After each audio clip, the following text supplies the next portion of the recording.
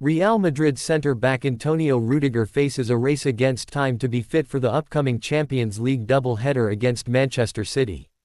The totemic defensive presence limped off just 15 minutes into Madrid's shock 1-0 defeat to Espanyol on Saturday night.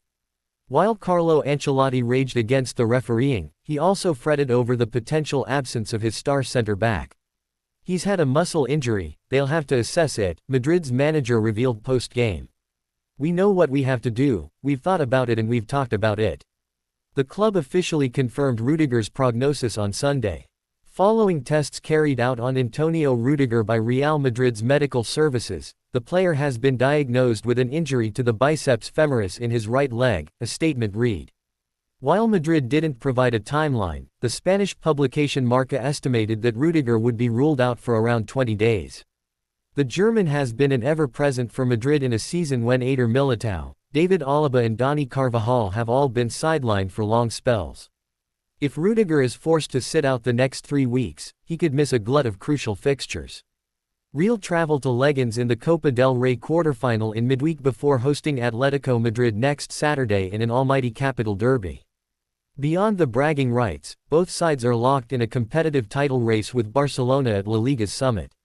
Then there is the minor significance of a two-legged tie against Manchester City.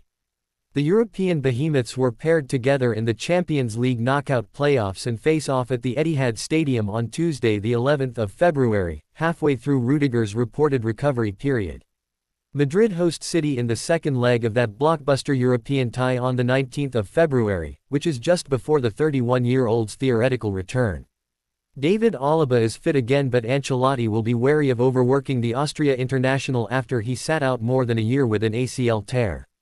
Academy graduate Raúl Asensio is a natural, if inexperienced replacement, while defensive midfielder Aurelien Tchouameni has regularly been forced to moonlight in defense, with mixed success. Barcelona were never in a realistic position to sign Marcus Rashford during the January transfer window, despite the Spanish giants being his favored destination.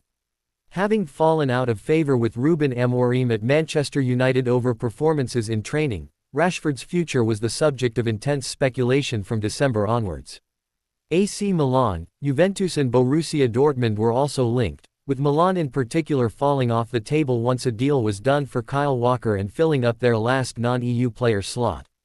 Barcelona links were also there until Villa's interest arose and accelerated and, according to The Athletic, the Catalans were Rashford's first choice to join. There were even meetings that took place between the players' camp and Barca officials, but finances didn't allow things to progress. Barcelona's financial health is recovering after several years of struggles, widely reported at the start of January to have returned to one spending rules.